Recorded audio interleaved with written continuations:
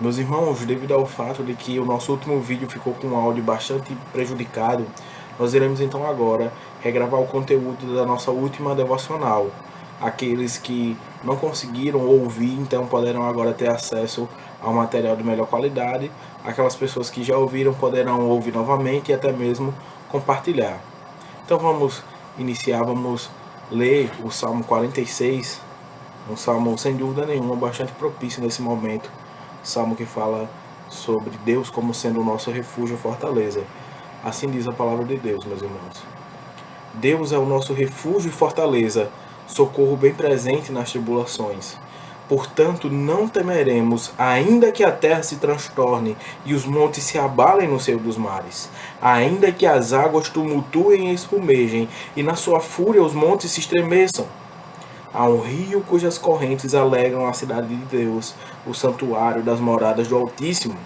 Deus está no meio dela, jamais será abalada. Deus a ajudará desde antemanhã. Bramam nações, reinos se abalam. Ele faz ouvir a sua voz e a terra se dissolve. O Senhor dos exércitos está conosco. O Deus de Jacó é o nosso refúgio. Vinde, contemplai as obras do Senhor. Que assolações efetuou na terra. Ele põe termo à guerra até os confins do mundo. Quebra o arco e despedaça a lança. Queima os carros no fogo. Aquietai-vos e sabei que eu sou Deus. Sou exaltado entre as nações. Sou exaltado na terra. O Senhor dos exércitos está conosco. O Deus de Jacó é o nosso refúgio. Amém. Antes de começar a nossa exposição, vamos orar então ao nosso Deus. Deus eterno, Deus de graça e Deus de verdade. Nós te agradecemos porque sabemos que do teu alto e sublime trono o Senhor está governando todas as coisas. Nós te agradecemos porque podemos descansar nessa certeza, Senhor, em meio a esta tribulação. Ó Pai, nós te pedimos e te clamamos por tua misericórdia, para que nesse momento de sofrimento as pessoas que não te conhecem possam vir a te conhecer e reconhecer aquilo que nós lemos no Salmo, que o Senhor é refúgio e fortaleza, socorro bem presente na tribulação. Ó Pai, nós vemos quanto as pessoas têm se angustiado, quanto as pessoas têm se desesperado. Nós te clamamos que o Senhor abra os olhos dessas pessoas que ainda não te conhecem. Continua, Senhor, confortando o coração da tua igreja.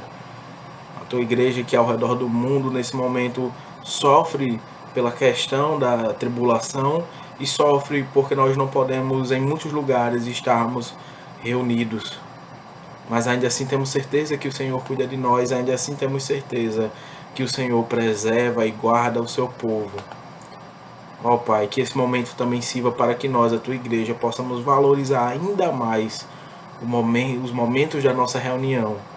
E que assim que possível, Senhor, nós possamos estar juntos novamente, adorando e louvando o teu nome juntos no mesmo lugar. Ó Pai, abençoa a exposição da palavra, abençoa os pastores que de alguma forma, Senhor, têm tentado expor a palavra e levar a palavra para as pessoas através de meios como a internet, Senhor, para que as pessoas possam, não deixem de te adorar nos seus lares, Senhor. Nos abençoa na exposição da palavra, para que ela venha a ser frutífera no coração das pessoas através do teu Espírito Santo, Senhor. Que eu venha a ser um mensageiro, a entregar a mensagem do noivo ao coração da noiva. Em nome de Jesus, nosso Senhor e Salvador. Amém. Então, meus irmãos, vamos continuar com a exposição que nós já estamos fazendo na nossa igreja. Tiago, capítulo 1, agora dos versos 5 a 8.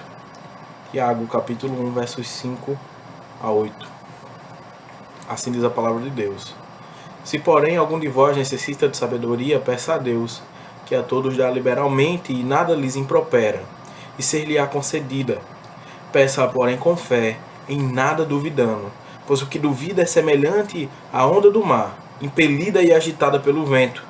Não suponha esse homem que alcançará do Senhor alguma coisa, homem de ânimo dobre, inconstante em todos os seus caminhos. Amém. No primeiro livro dos Reis, no capítulo 3, nós vemos o jovem Salomão, recém-coroado, rei de Israel, recebendo uma pergunta da parte do Senhor. É dito que o Senhor chega para ele e diz: pede-me o que queres que eu te dê. Você já pensou no que você responderia então a essa pergunta? Será que você diria nessa época de coronavírus: eu não quero ficar doente nunca, eu quero ter uma saúde inabalável? Talvez você dissesse: eu quero ter muito dinheiro, não quero me preocupar mais com isso, eu quero ser muito rico. Poderíamos pensar em muitas coisas: superpoderes, beleza, fama. Poderíamos até mesmo pensar em coisas piedosas e lembrar das palavras de Davi, que diz que ele está na presença do Senhor todos os dias. Contudo, o que o jovem rei Salomão pediu foi: dá, pois, a teu servo coração compreensivo para julgar a teu povo, para que prudentemente discirna entre o bem e o mal. Ele reconheceu a sua incapacidade diante do Senhor, diante daquele que poderia lhe dar qualquer coisa. Ele pediu sabedoria para conduzir o povo de Deus. É dito nesse mesmo capítulo que Salomão amava a Deus e seguia os passos do seu pai Davi. Salomão mostra aqui então, meus irmãos, com seus atos, aquilo que ele mesmo vai colocar no livro de Provérbios, capítulo 1, verso 7. O temor do Senhor é o princípio da sabedoria. Sabedoria, meus queridos, tem um significado muito mais profundo do que simplesmente conhecimento. Podemos ser pessoas que têm muito conhecimento, mas que têm pouca sabedoria. Podemos ser pessoas com muita sabedoria, mas com relativamente pouco conhecimento. Conhecimento está mais ligado à informação e sabedoria está mais ligada à aplicação do conhecimento. É a união dos aspectos teóricos com os aspectos práticos. A sabedoria é um tema, então, extremamente importante nas Escrituras, tanto é que existem livros que se dedicam de maneira exclusiva a isso. Provérbios e Eclesiastes. Existem salmos de sabedoria, como o Salmo 1. Em Tiago, a sabedoria está ligada à retidão, parecido com o conceito do Antigo Testamento. Essa sabedoria ela não é especulativa, é uma sabedoria prática. Nos tempos de Tiago, a situação, meus irmãos, era de perseguição. Para lidar com aquele contexto em que ser cristão poderia significar não ter paz, era necessária sabedoria para lidar com todas aquelas aflições. Estamos hoje vivendo num contexto que de fato não é de perseguição, mas que a nossa sabedoria se revela na prudência, em como lidamos com o nosso próximo nessa situação de pandemia e em como permanecemos confiantes no Senhor, que governa todas as coisas. Então, Tiago vai nos mostrar em primeiro lugar que devemos pedir sabedoria a Deus. Tiago deixa muito claro que o Senhor responde prontamente à oração daquele que lhe pede sabedoria. Lembramos que nos versos 2 a 4 ele falou sobre como as provações devem ser enfrentadas com alegria, pois na confirmação da fé ela gera perseverança e maturidade espiritual. Sem dúvida, para compreender e praticar isso que Tiago fala, de sermos alegres na provação, é necessário ter sabedoria.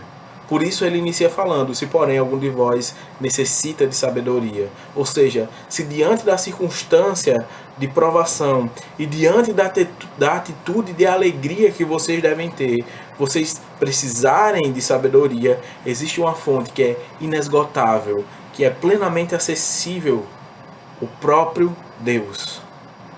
Hoje, na era da informação, onde sabemos o que acontece do outro lado do mundo em tempo real, onde a cada dia surgem filósofos, coaches e falsos profetas se levantando para proclamar um novo e um melhor estilo de vida, uns vão dizer: a chave de tudo é o otimismo, então pense positivo. Outros vão dizer: não, é o niilismo, é o nada, viva o hoje.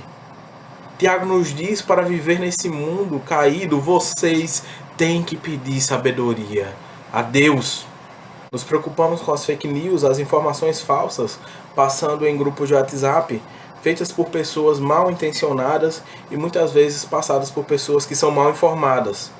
Todas as outras formas de se adquirir sabedoria verdadeira, que não venham do Senhor, são, por assim dizer, fake news, são notícias falsas.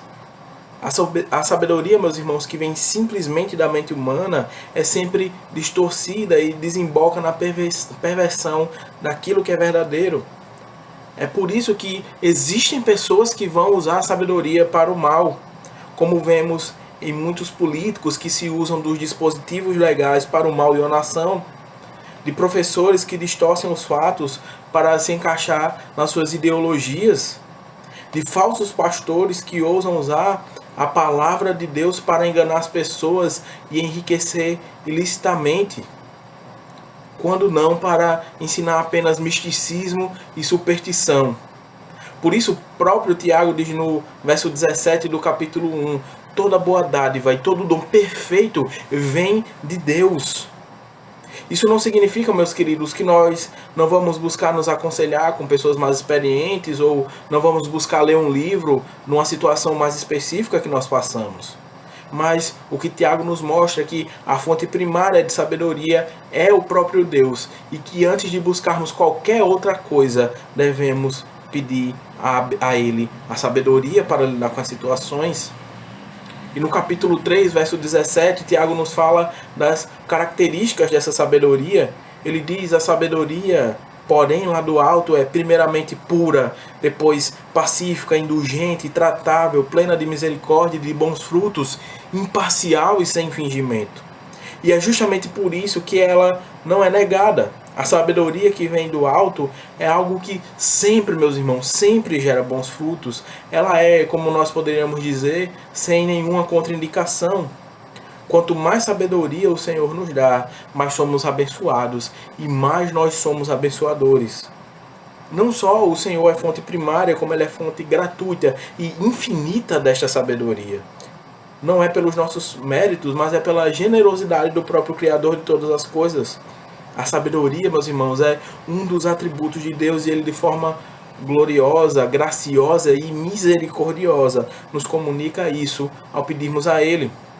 Recebemos isso então pela mediação do nosso Senhor e Salvador Jesus Cristo.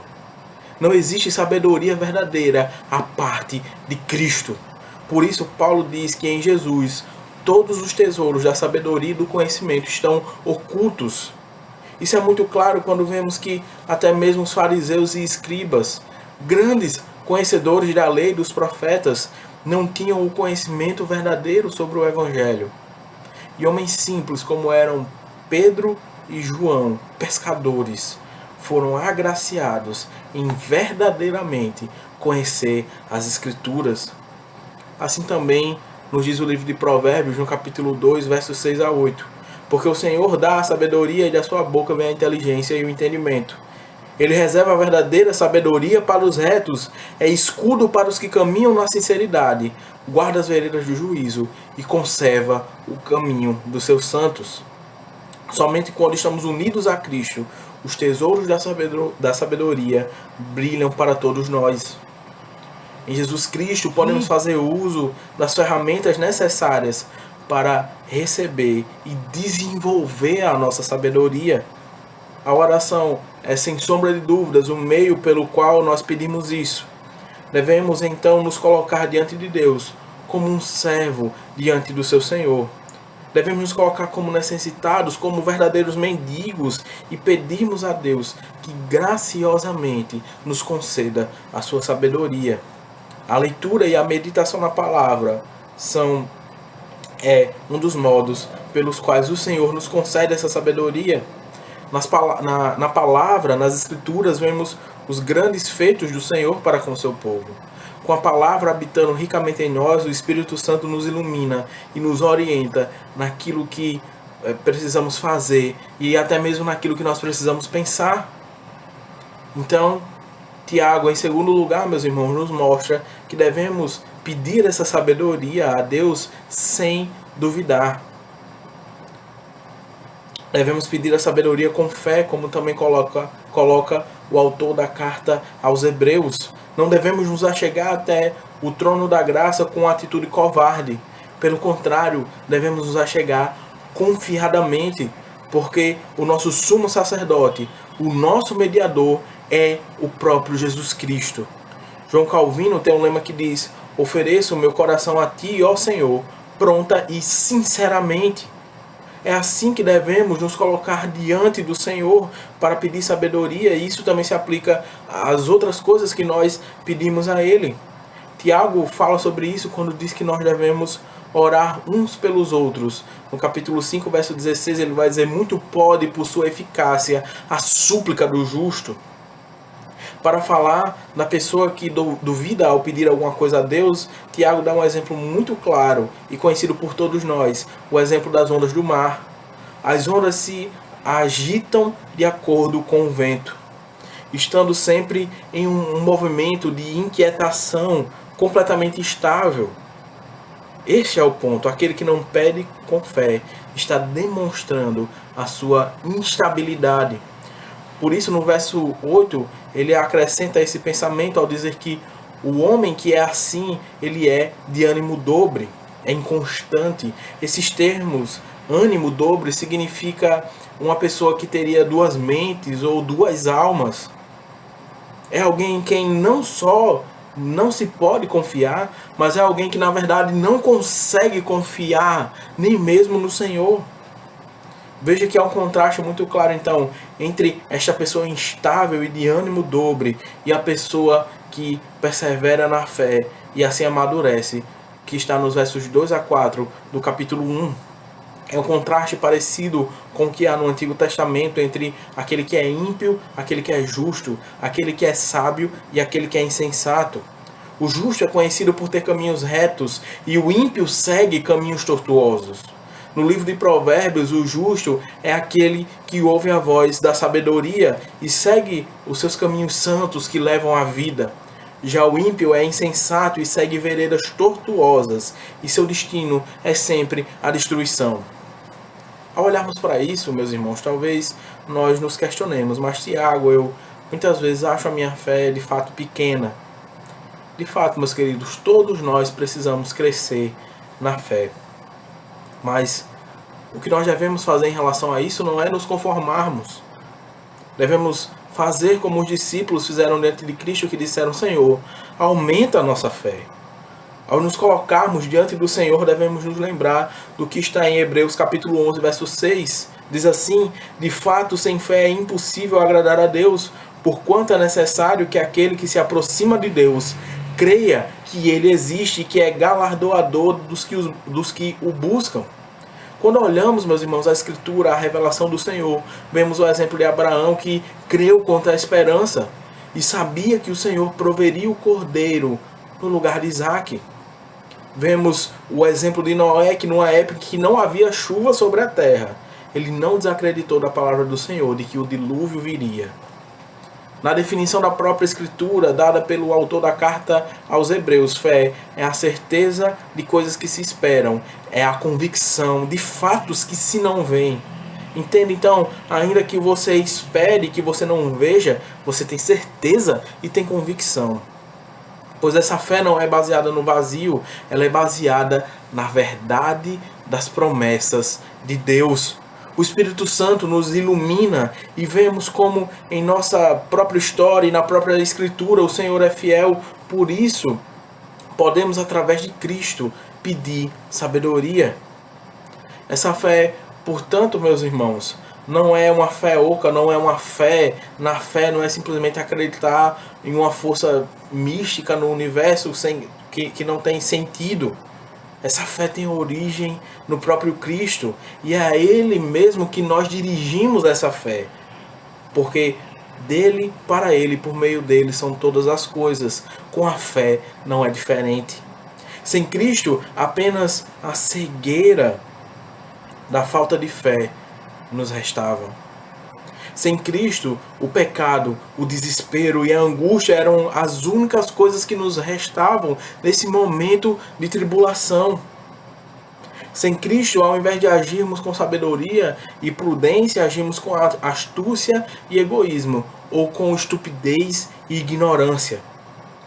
Mas em Cristo, nós somos feitos novas criaturas. Em todas as coisas, meus queridos, Cristo nos renova, inclusive nas nossas mentes. Nossa mente é reabilitada pela própria fé a buscar ao Senhor.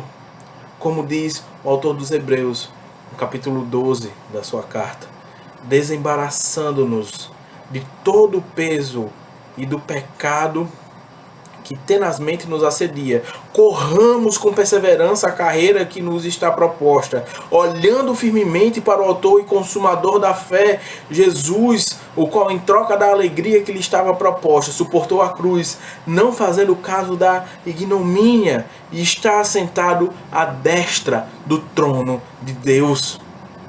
Por isso, ter fé em Deus não é ser imprudente numa época de pandemia. Ter fé não é agir como um irresponsável, colocando em risco a sua vida e a vida de outras pessoas. Ter fé é ter a certeza de que o Senhor governa todas as coisas e de que Ele graciosamente nos dá sabedoria para agir de forma correta nesse tempo difícil, nessa situação que nós enfrentamos. Então, meus irmãos, diante dessas duas lições, Tiago também coloca alguns usos disso para a nossa vida. Me permite, então, apontar isso para os queridos. Em primeiro lugar, o primeiro uso, devemos pedir sabedoria ao Senhor para lidar com todas as áreas da nossa vida. A falta de sabedoria, meus queridos, é terrível na igreja, em casa, no trabalho, em qualquer área da nossa vida. Por isso, da mesma forma que você pede sabedoria para lutar contra um pecado que você enfrenta, peça sabedoria para lidar com seus clientes e com seus fornecedores. Peça sabedoria para lidar de forma paciente e honrosa com seus familiares dentro da sua casa. Peça sabedoria para lidar com colegas de turma e professores que não são crentes. Se acharmos que em alguma área da nossa vida, em qualquer área da nossa vida, nós dependemos exclusivamente do conhecimento do mundo, estaremos fadados ao fracasso. Pois isso, meus irmãos, é de fato se tornar um mundano, agir sem a sabedoria de Deus. Segundo uso, meus irmãos, devemos fazer uso da oração e da palavra para obter a sabedoria. Deus não vai lhe mandar uma carta na qual Ele lista os tópicos para você resolver os seus problemas. Devemos buscar em oração a sabedoria do alto. Não podemos ser negligentes quanto a isso. Pedimos sabedoria a Deus em oração e Ele ilumina o nosso entendimento, fazendo uso também daquilo que está na sua palavra. Os mandamentos, as histórias, os salmos, os provérbios, as reflexões teológicas profundas e as aplicações das epístolas. Tudo isso é fonte de sabedoria. Façamos uso, porque nós temos livre acesso a isso. E veja, agora eu sei que muitos de nós temos tempo para nos aprofundarmos nisso. Então aproveite esse tempo para isso, para se aprofundar na oração, para se aprofundar no conhecimento da Escritura e da Palavra. Não é à toa, meus irmãos, que Moisés disse que o povo de Deus, ao guardar os mandamentos e estatutos do Senhor, seria reconhecido da seguinte forma: certamente este grande povo é gente sábia e inteligente. Terceiro e último uso, devemos saber que a sabedoria do alto sempre está de acordo com a palavra. Deus, Ele não se contradiz, meus queridos. O Senhor nos manda não só honrarmos as autoridades quando estão de acordo com a palavra, mas Ele diz no sexto mandamento: não matarás. Por isso, nesse tempo de pandemia, não caia na conversa de homens irresponsáveis que têm dito que obedecer às normas é falta de fé.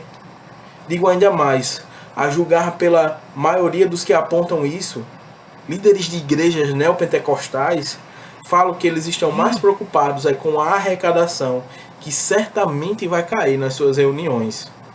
Por isso, por um princípio de preservação da vida, sejamos prudentes e sábios e esperemos no Senhor, pedindo a Ele sabedoria para lidarmos com esta situação a qual vivemos, até que Ele, pela sua graça e misericórdia, afaste isso de nós. Que o Senhor nos abençoe, meus irmãos. Que a nossa nação possa ser tão abençoada como a nação de Israel foi pela sabedoria do seu servo Salomão. Que nós possamos abençoar a nossa nação com a sabedoria que vem do alto. Vamos orar mais uma vez, meus irmãos, encerrando esse momento devocional. Senhor, nós te damos graça porque a tua palavra é rica e fala em todas as situações da nossa vida. Nesse momento em que muitos têm se apegado ao desespero, em que muitos têm se apegado a mentiras, muitos têm se apegado à ignorância, nós olhamos para a tua palavra que nos diz: peça sabedoria ao Senhor. Sabedoria que é pacífica, sabedoria que gera bons frutos. Ó Senhor, derrama sabedoria sobre nós. Derrama sabedoria sobre o presidente e sobre os governadores. Derrama sabedoria sobre os gestores que cuidam da saúde do nosso país para que possam lidar da melhor forma com esta pandemia. Pai, consola aqueles que estão sofrendo com essa doença, ó Pai. Que seu Espírito venha a ser confortado pelo Senhor. Que aqueles que não te conhecem possam ser convertidos e eficazmente chamados pela tua palavra nesse momento de angústia, Senhor. Ó Pai, nós te pedimos que tenha piedade e misericórdia da nossa nação e do mundo, Senhor. Tantas mortes, tantas pessoas enlutadas, tantas pessoas passando por todo tipo de dificuldade. Ó Senhor, nós sabemos que somente o Senhor é refúgio verdadeiro, socorro bem presente na tribulação. Dá à tua igreja, Senhor, sabedoria para lidar com essa nova situação que surge hoje, para que possamos glorificar o teu nome, ó Pai. Nos guarda e nos abençoa, e que possamos, Senhor, descansar na tua providência, porque o Senhor nos dá sabedoria, porque é a fonte eterna, imutável e perfeita de toda a sabedoria. Assim, com a tua sabedoria perfeita, é que o Senhor governa todas as coisas. Por isso nós te oramos em nome de Jesus. Amém.